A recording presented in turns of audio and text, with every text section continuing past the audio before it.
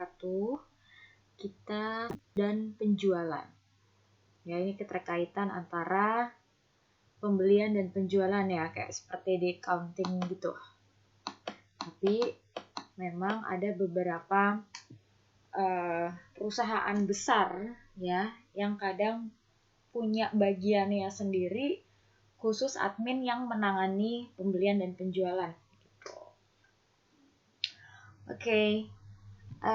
Untuk yang administrasi pembelian di sini ya, walaupun memang kita kan kegiatan administrasi itu dimanapun akan ada, di bagian manapun akan ada gitu ya. Nah, pembelian sendiri itu dikatakan adalah proses penemuan sumber dan pemesanan bahan jasa perlengkapan.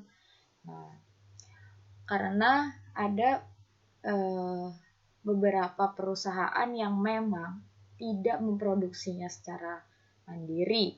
Mereka akan memerlukan rekan bisnis atau perusahaan lain untuk menunjang bisnisnya mereka. Pembelian di sini juga berarti kalau pada saat kita membutuhkan untuk memproduksi barang atau jasa, pasti membutuhkan perlengkapan-perlengkapan yang memadai. Jadi bukan hanya sekedar untuk pembelian bahan bakunya aja gitu ya. Pembelian ini dalam hal agak lebih general. Mulai dari perlengkapannya, mungkin bahan bakunya, atau pembelian yang mungkin bersifat rutin ya. Nah, kemudian kegiatan yang ini tuh terkadang disebut juga dengan pengadaan barang. Nah, tujuan utamanya adalah memperoleh bahan dengan biaya serendah mungkin yang konsisten dengan kualitas dan jasa yang dipersyaratkan. Tapi tetap walaupun kita memang menginginkan gitu ya, dengan pembelian bahan ini biayanya bisa ditekan serendah mungkin,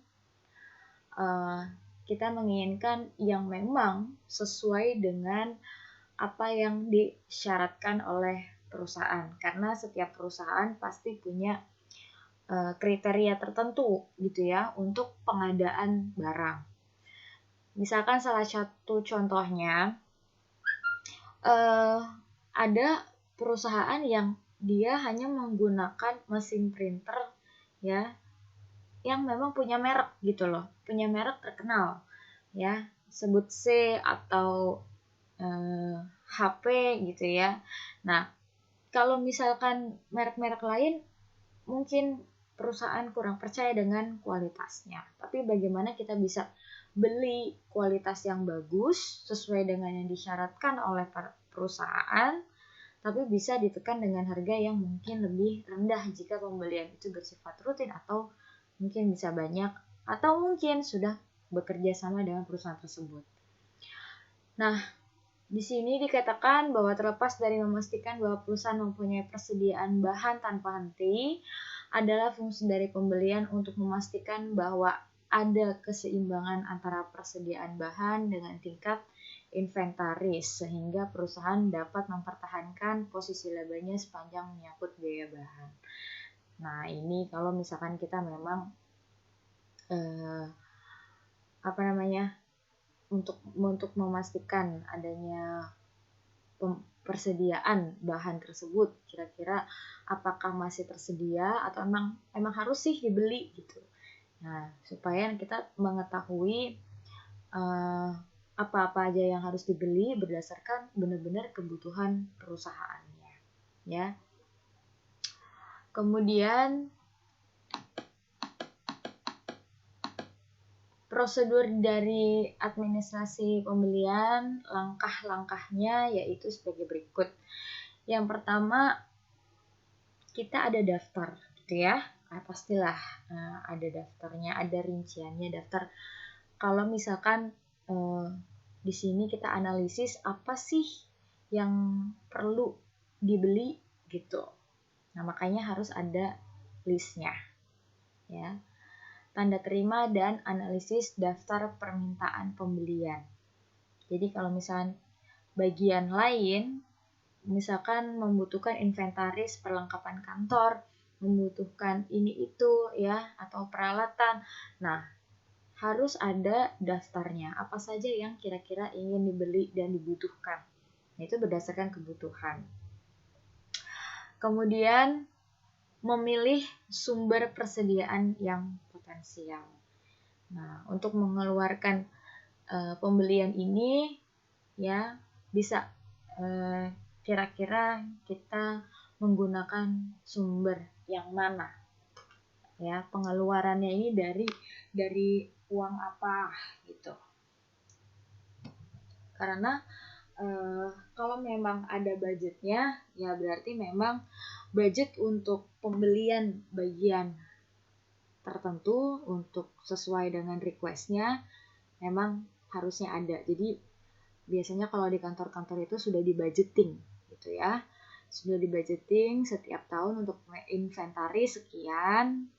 Nah, kemudian baru mereka mengajukan lagi bagaimana sih kita bernegosiasi dengan harganya. Baru tentang harga. Nah, kalau misalkan sudah berkaitan dengan harga, jika belum ada kerjasama, kadang ada kerjasama gitu ya, yang per tahun. Nah, jadi kalau misalkan lepas kerjasamanya, bisa bekerja sama lagi dengan orang, terus kita lihat mana yang lebih menguntungkan dan mana yang lebih murah dengan kualitas yang mungkin sama atau mungkin lebih gitu. Kalau misalkan memang kita lihat ada perusahaan lain yang mungkin bisa bekerja sama dengan perusahaan kita, dia memberikan penawaran harga yang lebih baik, ya kenapa enggak, kan seperti itu. Nah, baru nanti kita tetapkan mana yang akan menjadi supplier kita tetapkan harga yang mungkin sepadan dengan kemampuan perusahaan kita, ya, disesuaikan dengan kebutuhan kita, barulah kita melakukan pemesanan. Kalau sudah deal di harga, sudah deal sama apa yang kira-kira memang dibutuhkan, ya, baru kita melakukan pemesanan. Nah, kemudian nanti kalau misalkan memang harus ada secara kredit gitu ya, ini tentunya harus tahu kapan kita membayar DP-nya ya, kapan kita harus membayar cicilannya, itu harus lengkap. Jadi semua apa yang disampaikan kalau misalkan belum jelas dari perusahaan yang bekerja sama dengan kita harus tanyakan itu. Jadi nanti gimana pada saat kita melakukan pembelian, kalau pembelian secara tunai mungkin udah lepas gitu ya. Nah, tapi kalau misalkan bagaimana dengan pembelian secara kredit gitu ya, berarti harus disetujui dulu fakturnya atau invoice-nya, kemudian mungkin baru melakukan pembayaran DP dan pembayaran lainnya. Bentuk pembelian di sini bisa dilakukan memang secara tunai, ya. Kalau secara tunai ya seperti kita membeli sesuatu di supermarket, ada uang, ada barang, kan seperti itu, ya. Kalau misalkan secara kredit, otomatis kita membeli sesuatu tetapi bisa dicicil, gitu. Dicicil dalam arti kapan kita jatuh temponya itu sudah ditentukan di awal tadi. Ya, makanya hal-hal yang seperti ini perlu tanyakan lebih lanjut dan harus ada surat perjanjiannya atau mungkin buktinya, bukti transaksinya yang menguatkan bahwa kita melakukan pembelian secara kredit. Karena orang lain bisa menjual juga kan secara kredit, atau mungkin kita yang melakukan penjualan secara kredit bisa jadi. Ya, semua itu harus ada buktinya karena nanti akan masuk ke dalam pembelian secara kredit gitu.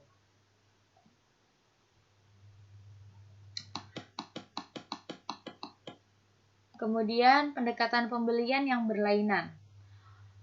pendekatan pembelian berbeda bergantung kepada apakah barang tersebut bernilai rendah atau tinggi, atau apakah ya kalau misalkan kita lihat di sini ya, pendekatan pembelian itu ya kita tahu bahwa kita membeli barang itu apakah memang sangat dibutuhkan nggak untuk kemajuan bisnis kita, gitu ya.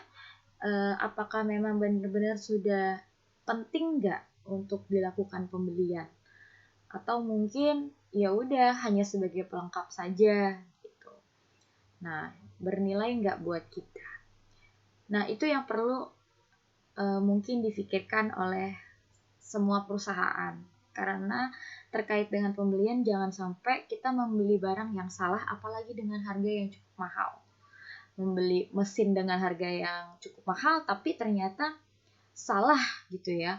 Mesinnya mungkin harusnya berbeda fungsi ya, yang kita inginkan. Nah, itu kalau misalkan ada kesalahan kayak gitu, otomatis kan akan dibatalkan pembeliannya. Jadi jangan sampai hal itu terjadi gitu ya. Nah, di sini berdasarkan nilai produk yang ada, di sini ada pembelian barang dagangan. Kita kalau misalkan perusahaan kita itu adalah perusahaan dagang, otomatis kita membeli barang dagangan ya. Membeli barang dagangan apa yang kita nantinya akan mungkin akan kita dagangkan lagi ke orang lain, atau mungkin akan digunakan sama perusahaan kita gitu ya. Tentunya kita harus menilai apakah itu bisa bermanfaat nggak untuk perusahaan kita gitu.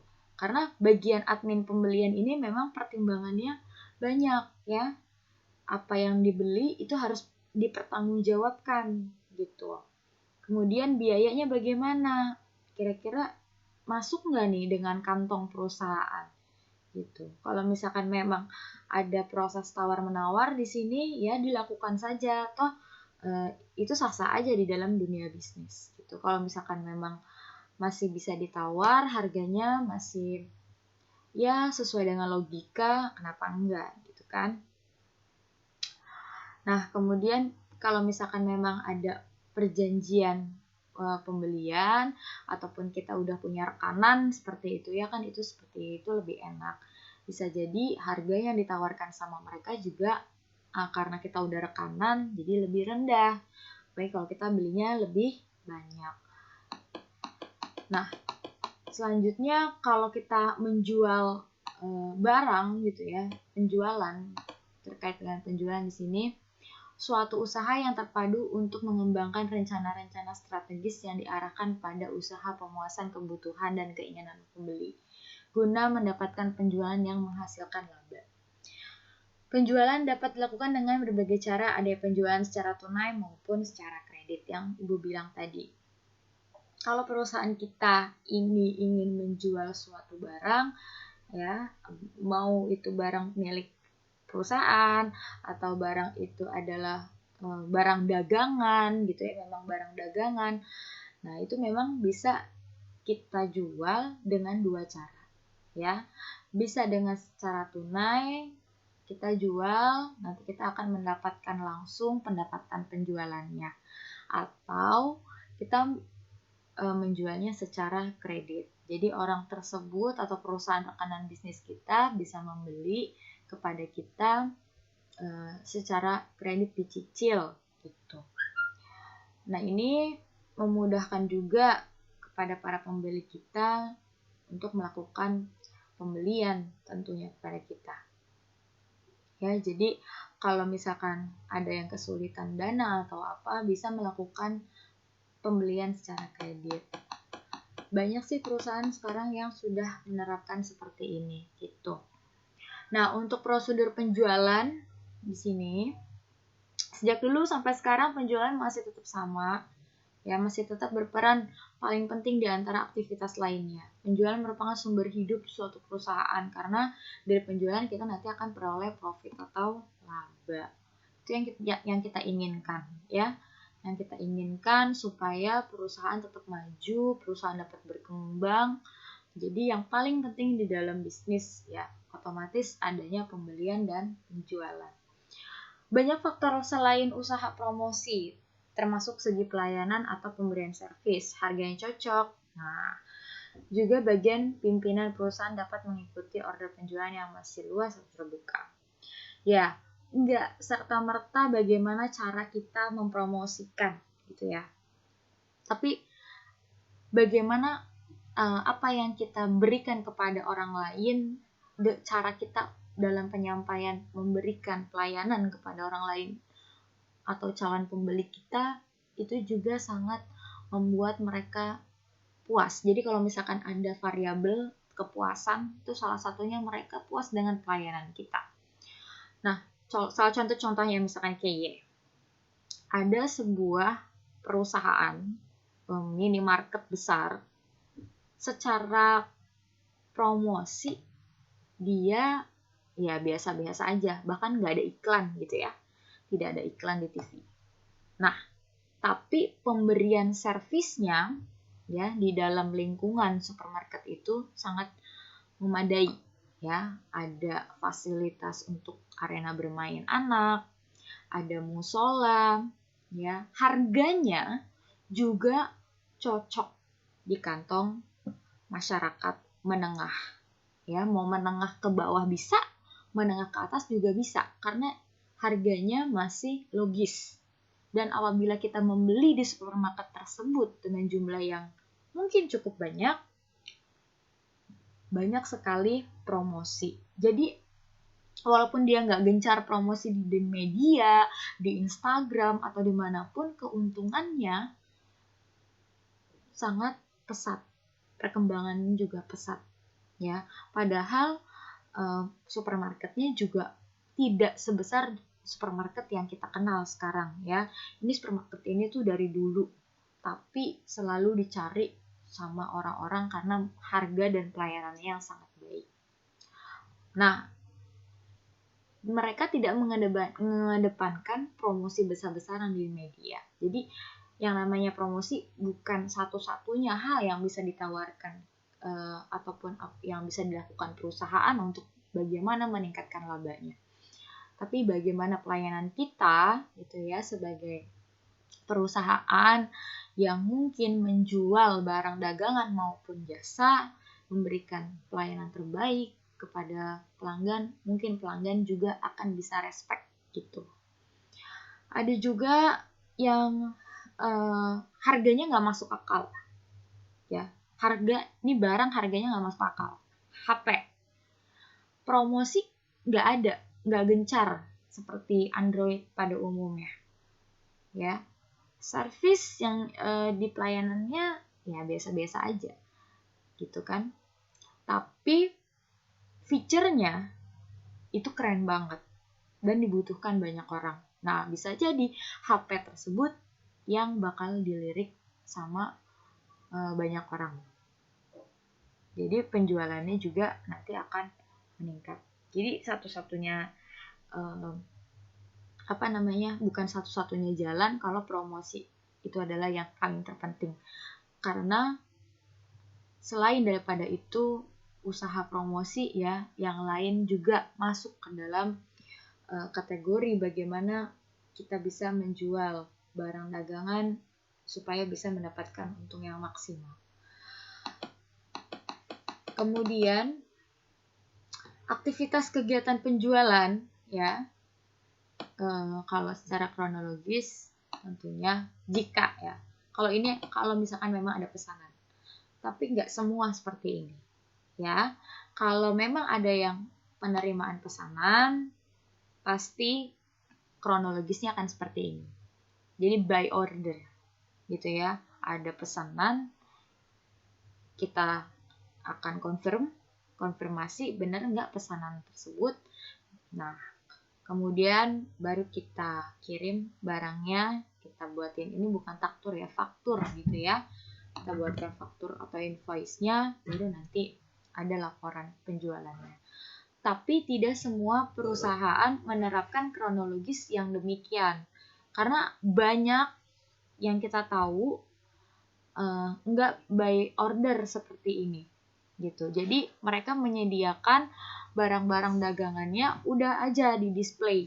Nah, kemudian siapapun yang ingin membelinya bisa langsung mengambil barang tersebut. Biasanya yang memberi pesanan ini bukan dari customernya, tapi dari para distributor gitu ya, distributor utama kah, atau mungkin penjual-penjual eceran kah gitu. Jadi bukan langsung ke customer. Kemudian selebihnya yaitu tentang pengertian daripada prosedur penjualan di sini ya. Prosedur penjualan itu adalah urutan sejak diterimanya dari mulai pesanan dari pembeli, kirim barang, kita buat faktur atau penagihan, kemudian ada pencatatan. Prosedur penjualan ini melibatkan beberapa bagian di dalam perusahaan dengan maksud agar penjualan yang terjadi dapat diawasi dengan baik. Tuh. Ya, semua pasti ada laporannya. Tapi kalau sekarang saat ini biasanya semua sudah input by system. Jadi ada pesanan gitu ya. Pasti kalau misalkan era milenial seperti ini ya, tahu lah ya, membeli apa-apa semua kan serba online.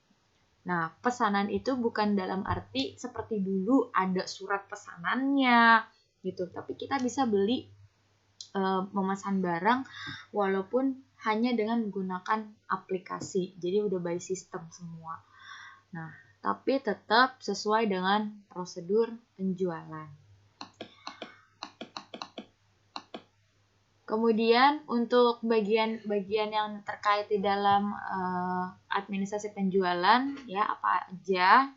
Nah, di sini ada yang ditugaskan di bagian pesanan penjualan. Jadi semua barang dagangan yang dijual ya ada bagiannya sendiri untuk menerima ya, mengkonfirmasi juga apakah mereka memang benar memesan barang dagangan tersebut. Nah, ada yang bagiannya di pengkreditan. Jika para pembeli kita ini atau customer kita ini itu dari yang mungkin rekanan atau bukan rekanan ingin mengajukan kredit atau cicilan. Ya, jadi ada bagiannya sendiri untuk mengurusi tentang kredit atau cicilan. Kemudian ada yang bagian gudang. Ya, jadi mereka akan cari tahu apakah barang dagangannya ini masih sedia nggak stoknya gitu ya.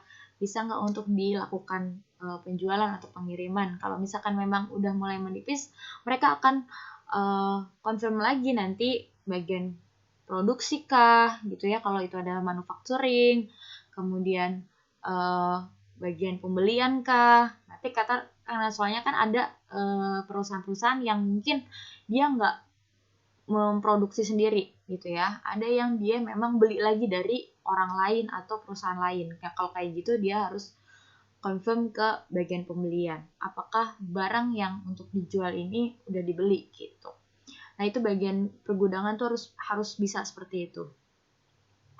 Nah, kemudian bagian pengiriman. Semua apapun yang sudah dibeli baik secara tunai maupun secara kredit sesuai dengan perjanjian masing-masing, maka akan dilakukan pengiriman barang. Nah, mereka yang memang tugasnya di bagian pengiriman ya harus melakukan pengiriman itu sesuai dengan jatuh temponya. Kalau misalkan memang di situ diharapkan sebelum tanggal sekian, ya otomatis untuk menjaga pelayanan baik jangan bisa sampai lewat dari tanggal yang telah ditetapkan.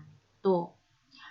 Kemudian ada yang kalau billing, nanti kalau misalkan mereka semua ingin membayar terkait dengan pembayaran segala macamnya, nanti bisa ke bagian itu ya, atau piutang jika terkait dengan kredit nih ya. Kalau misalkan ada beberapa perusahaan rekanan atau customer yang mungkin masih punya utang, bagi kita kan adalah piutang gitu ya. Bagi perusahaan kita adalah piutang, nah itu mungkin bisa ada penagihan. Kemudian bagian jurnal, buku besar, laporan ini biasanya accounting gitu ya. Bagian jurnal, buku besar dan laporan itu biasanya accounting. Mereka yang akan membuat laporan keuangan. Nah, kemudian untuk selanjutnya ada proses administrasi penjualan. Di sini bagaimana kita melakukan pembuatan formulir. Nah, formulir ini seperti bukti transaksi gitu ya. Nah, formulir digunakan dalam proses pesanan penjualan, yaitu kayak surat perintah pengiriman dengan tembusannya siapa-siapa misalkan gitu. Kemudian formulir ini juga nanti akan digunakan di dalam prosedur kita membuat invoice. Jangan lupa dengan lampiran atau tembusannya. Kemudian di sini untuk faktur surat perintah pengiriman atau penjualan ya, tembusannya bisa kepada pengirim, kepada tembusan kredit kopi ya, maksudnya kayak ini kan fakturnya ini nanti akan diarsipkan otomatis. Nanti bagian yang pengkreditan tadi ya, di bagian admin penjualan otomatis akan menyimpan bukti faktur tersebut. Nah, ini adalah tembusan-tembusannya. Kemudian ini soal tugas nanti akan Ibu upload di Google Form ya, seperti biasa ini cuma 1-5 kalau tidak salah.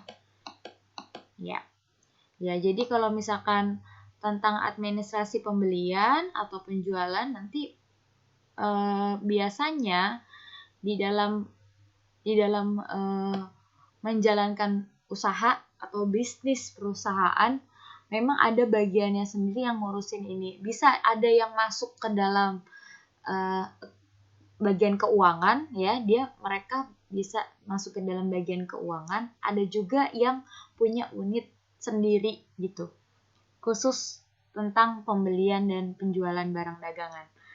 Tapi biasanya sih sepertinya banyakan di bagian keuangan gitu keterkaitannya. Karena nanti mereka yang akan ngurusin tentang beli barang, kemudian piutang orang lain, pembuatan laporan keuangan, seperti itu. Ya, ini pertemuan ke-12.